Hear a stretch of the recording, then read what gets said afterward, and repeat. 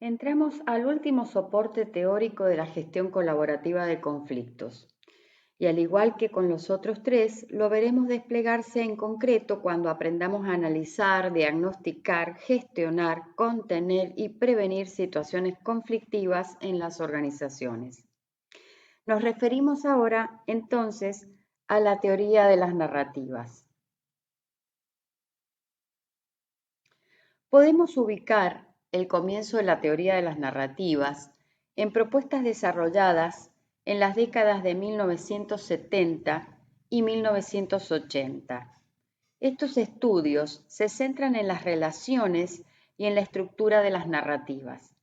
Analizan la interdependencia entre los personajes, los argumentos, los temas de una narración.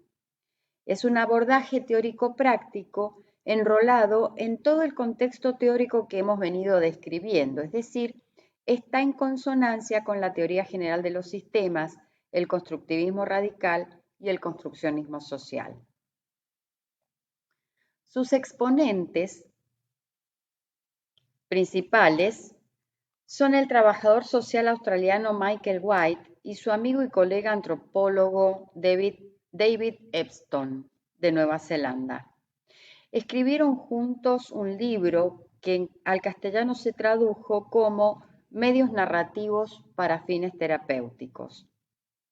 Estos autores se reconocen a su vez influidos por Michel Foucault en cuanto a su tratamiento del tema del poder y Gregory Bateson, antropólogo y lingüista. White destaca en alguna de sus páginas a Foucault y nos acerca el análisis que éste hace del poder. Distingue un sentido negativo asociado a represión, descalificación, negación, por un lado, y un sentido positivo en sus efectos. No entendamos positivo como bueno aquí, sino como constitutivo de nuestras vidas o determinante de nuestro desarrollo, en tanto es lo que aceptamos como verdades. Dichas verdades trazan reglas, son normalizadoras y de ese modo configuran nuestra vida. En la medida en que somos dóciles a estas verdades normalizadoras, sostenemos, anclamos el funcionamiento de ese poder. El modelo circular narrativo toma de Bateson, en línea con la teoría general de los sistemas y con todo lo que hemos venido recorriendo, que todo conocimiento requiere un acto de interpretación. La interpretación o significación que damos a nuestras percepciones están estrechamente ligadas al contexto de que formamos parte.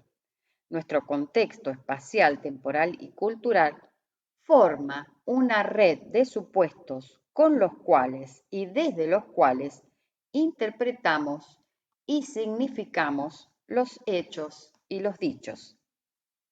Bateson repite la conocida frase de Korzybski: el mapa no es el territorio. Esto es, nuestras interpretaciones de la realidad son como mapas. ¿Qué es un mapa respecto de un territorio? Un esquema que tomó elementos seleccionados con fines determinados, por ejemplo, indicar distancias entre diferentes localidades y caminos existentes para desplazarse, y necesariamente ignoró otros elementos, por ejemplo, la vegetación existente. Nosotros hacemos lo mismo con las situaciones. Interpretamos encajando lo que percibimos en pautas conocidas. Normalmente, lo que no logramos encajar, no lo registramos. Entonces, nos contamos a nosotros mismos la narrativa o la historia de lo que sucedió, plagada de significados e interpretaciones que encajan con nuestro mapa. Lo que no encaja, ya sea a propósito, ya sin querer, no lo registramos, lo minimizamos, no lo sopesamos. Lo que encaja, confirma y reafirma y ayuda a la coherencia de la historia que nos contamos, eso sí queda en firme. Lo recordamos, lo repetimos en nuestras narraciones. Así nos convencemos a nosotros mismos de que las cosas fueron tal y como las estamos diciendo. Si ustedes han tenido la experiencia de tener amistad con una pareja que se separa, por ejemplo, les habrá pasado que cada uno narra un acontecimiento que terminó en pelea, de modo tal que las historias apenas se parecen. Las narrativas de suyo se suceden dentro de la dimensión temporal, porque son acontecimientos que se suceden en el tiempo. El modo como se hace posible resolver, mejorar, avanzar en la solución de un conflicto es a partir de algo que se interprete como novedad, algo que marque una diferencia, porque si no, estamos condenados al conocido siempre pasa lo mismo, muy emparentado con las etiquetas del tipo fulano, el mismo egoísta de siempre. Si no logramos descubrir una novedad que modifique el mapa con el que venimos, no es posible romper esa narrativa condenada a repetirse que hace el conflicto irresoluble. ¿De dónde sacamos esa novedad? De algún acontecimiento extraordinario, alguna vez que podamos recordar en que las cosas no fueron como siempre. Si una vez pudiste responder a fulano de otra manera o fulano no se comportó de manera egoísta, rescatamos esa vez e indagamos en qué hicimos de diferente, qué comportamientos distintos hubieron. ¿Por qué? Porque de esa manera podemos salir de la encerrona en que nos hemos colocado a nosotros mismos con nuestra narrativa.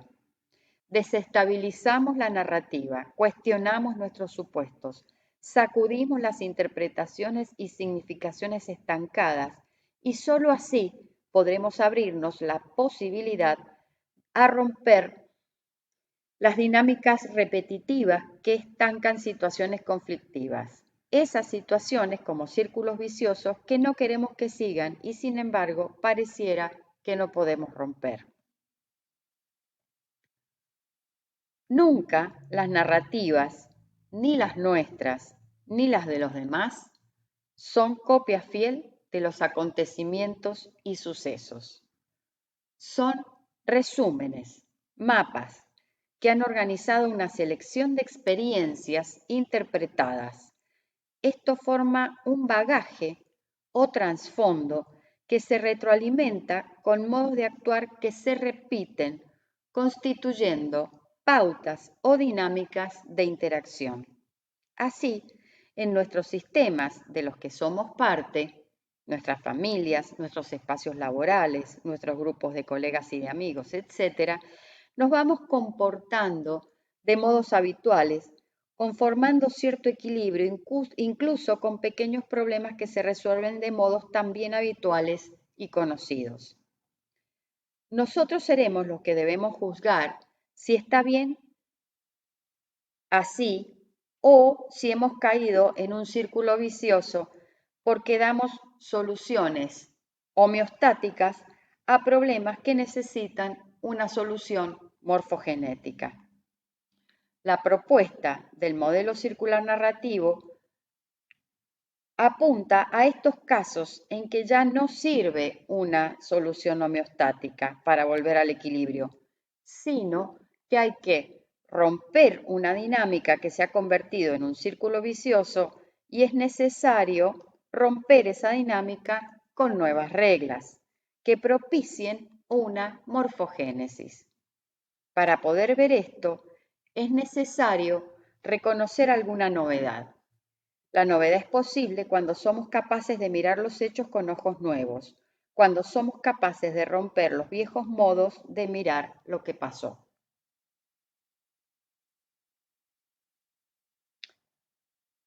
White elabora una tabla de analogías utilizadas por los sociólogos para abordar problemas sociales. No entraremos en detalles, pero están presentes la analogía de las ciencias físicas y el positivismo, Donde hablamos de la organización social como una máquina, hablamos de mecanismo. Nos referimos a los problemas en términos de avería, colapso, insuficiencia y a las soluciones en términos de reparación o reconstrucción. Otro ejemplo es la analogía con las ciencias naturales. Entonces hablamos de la organización social como un cuasi-organismo. Los problemas son vistos como síntomas de problemas subyacentes. Las soluciones son posibles gracias a diagnósticos acertados, patologías detectadas que conducen a la operación y eliminación de la patología.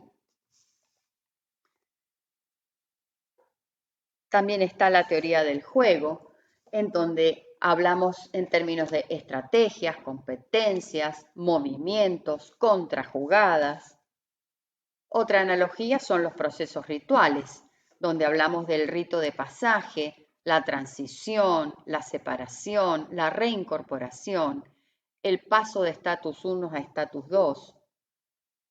Pero la analogía que nos interesa aquí y le interesa a White en el libro que nos ocupa surge a partir de la elaboración de textos. ¿Por qué los sociólogos se valen de esta analogía? Porque los acontecimientos y entre ellos los comportamientos de las personas no solo se manifiestan en el tiempo, sino que cuando ya pasaron, las personas implicadas o afectadas significan los hechos, dichos comportamientos, y este significado se prolonga en el tiempo mucho más allá del comportamiento. Como dice el viejo refrán, hazte la fama y échate a dormir. Por ejemplo, una elección determinada de un miembro de la familia ante una disyuntiva fue significada como traición o deslealtad. Esto provoca una ruptura por años e incluso las generaciones más jóvenes crecen con la historia del tío traidor o desleal a la familia en una versión simplificada y cristalizada. ¿Cómo es esta analogía con el texto? Considera la interacción de las personas como la interacción de los lectores respecto de los textos por un lado y la misma vida de las personas y sus relaciones interpersonales como la lectura y la escritura de los textos, en la medida en que cada nueva lectura de un texto es una nueva interpretación. Pero sobre todo, porque cada oportunidad que nos damos a nosotros mismos de reinterpretar, de resignificar los acontecimientos vividos, de reescribir la narrativa, es también una posibilidad de dar un paso adelante en sabiduría, en solución de problemas, en sanación de heridas, en superación. Entonces, en la teoría de las narrativas, vivimos los acontecimientos y los sucesos tal y como una narrativa, con un contexto que es un marco espacial, temporal, cultural, valorativo, en donde presentamos la selección de acontecimientos significados valorativamente para la narrativa. Contamos así nuestra historia, que tiene una trama, con subtramas, con principio, nudo y cierre, en donde la construcción de la historia dominante, plena de significados anclados gracias a la selección de acontecimientos considerados relevantes, es la historia oficial, y los personajes, por supuesto, ocupan los roles de víctima, villano, testigos, incluidos, excluidos, con actuaciones definitorias de sus identidades y de sus roles. Roles que otorgamos a los demás y a nosotros mismos en nuestras narrativas tienen siempre algún respaldo en hechos y dichos, pero tienen mucho de interpretación de esos hechos y dichos. Esas interpretaciones y significaciones son construidas por nosotros.